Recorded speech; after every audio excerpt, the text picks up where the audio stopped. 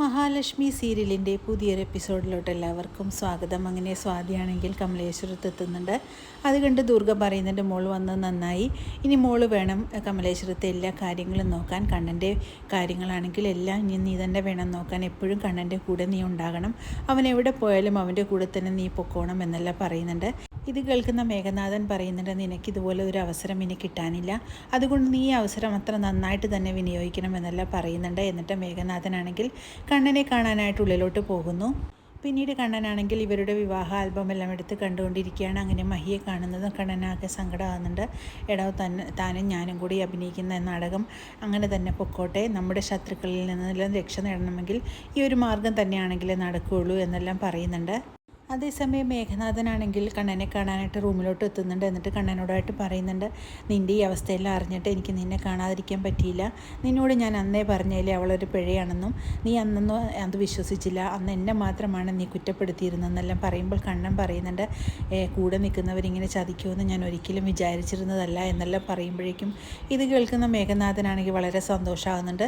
ആ ഒരു തക്കം നോക്കി മേഘനാഥനാണെങ്കിൽ കണ്ണനെ ഓരോ കാര്യങ്ങൾ പറഞ്ഞ് തിരിപ്പിക്കാൻ ശ്രമിക്കുകയാണ്. ആ മാർക്കോനെ പിന്നെ ഇതിലോട്ട് വലിച്ചിഴക്കേണ്ട എന്നാണ് തോന്നുന്നത്. എനിക്ക് പിന്നെ രണ്ട് പേരെയാണ് സംശയം തോന്നുന്നത്, ആ അനന്തുവിനെയും സാഗറിനെയുമാണ്. സാഗറുമായിട്ടുള്ള ബന്ധം നിനക്കറിയാമായിരുന്നല്ലോ, അനന്തവും നിങ്ങളെല്ലാവരും കൂടെയല്ലേ ടൂറ് പോയത്, അതേ സമയത്ത് അപ്പോഴെങ്ങാനും അവൻ എന്തെങ്കിലും പണി പറ്റിച്ചതായിരിക്കുമെന്നെല്ലാം കണ്ണനോടായിട്ട് പറയുമ്പോൾ കണ്ണൻ ഇത് കേൾക്കുമ്പോൾ ആകെ ദേഷ്യം വരുന്നുണ്ട്.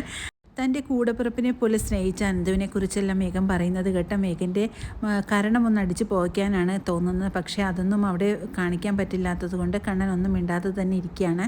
നിന്നെ ഞങ്ങൾക്ക് പേടിയുണ്ടെന്നും നീ എങ്ങാനും ഇനി പണ്ടത്തെ പോലെ തന്നെ അവളെ സ്വീകരിക്കുമോ എന്നെല്ലാം പറയുമ്പോഴേക്കും കണ്ണൻ പറയുന്നുണ്ട്, നിനക്കറിയാമല്ലോ എൻ്റെ സ്വഭാവം, എന്നെ വഞ്ചിച്ച ഒരാളെ ഞാൻ ഒരിക്കലും സ്വീകരിക്കില്ല എന്നറിയില്ലേ, അതുകൊണ്ട് തന്നെയല്ലേ നിന്നെ തന്നെ ഞാൻ മാറ്റി നിർത്തിയിരുന്നെന്നെല്ലാം കണ്ണൻ പറയുന്നത് കേട്ട് വളരെയേറെ സന്തോഷിക്കുകയാണ് മേഘനാഥൻ.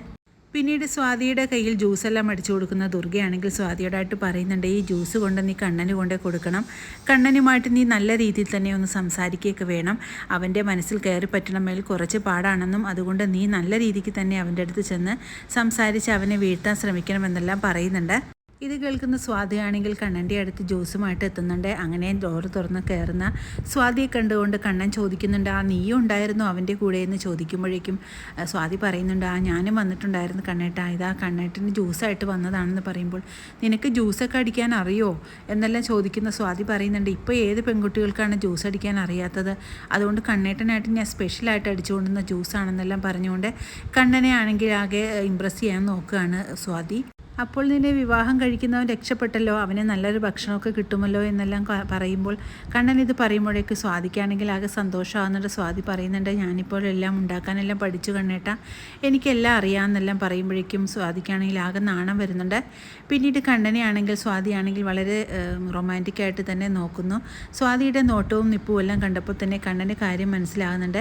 അങ്ങനെ കണ്ണനാണെങ്കിൽ സ്വാതിയും തിരിച്ച് അങ്ങനെ തന്നെയെല്ലാം നോക്കുകയാണ്. വളരെ ഇഷ്ടമായെന്നുള്ള രീതിയിൽ തന്നെ നോക്കുമ്പോഴേക്കും സ്വാതിക്കാണെങ്കിൽ ഇത് കാണുമ്പോഴേക്കും നാണവും വല്ലാതെ ആകുന്നുണ്ട്. നിൻ്റെയൊക്കെ പോക്ക് എങ്ങോട്ടാണെന്നും നിൻ്റെ അച്ഛനെ വിറ്റ കാശ് വരെ എൻ്റെ കയ്യിലുണ്ടെന്നെല്ലാം കണ്ണൻ മനസ്സിൽ കരുതിക്കൊണ്ട് തന്നെ ആ ജ്യൂസ് വാങ്ങുന്നു.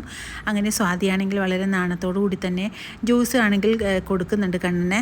എൻ്റെ ഈ സംസാരത്തിലെ നോട്ടത്തിലുമെല്ലാം കണ്ണേറ്റം വീണിരിക്കുകയാണെന്നെല്ലാം മനസ്സിൽ ഉറപ്പിച്ചുകൊണ്ട് തന്നെ സ്വാതി അവിടെ നിന്നും പോകുന്നു.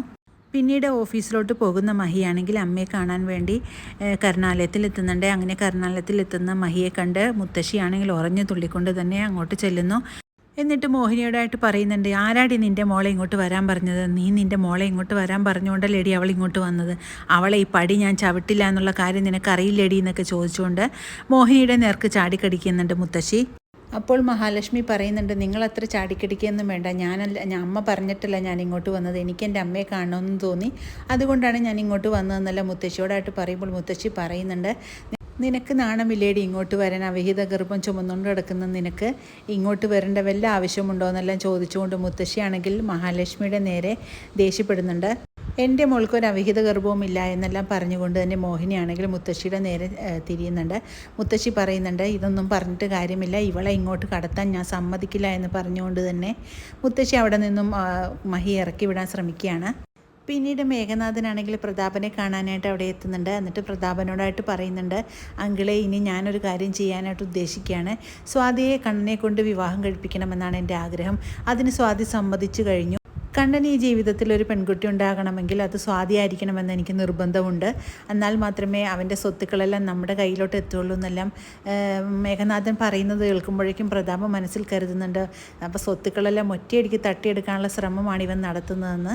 കണ്ണൻ്റെ ഭാര്യയായിട്ട് സ്വാതി വന്നു കഴിഞ്ഞാൽ പകുതി സ്വത്തും അവളുടെ പേരിലോട്ടാക്കുമല്ലോ കണ്ണൻ, അതാണ് ഇവൻ്റെ ഉദ്ദേശമെന്നെല്ലാം പ്രതാപനാണെങ്കിൽ മനസ്സിലാകുന്നുണ്ട്.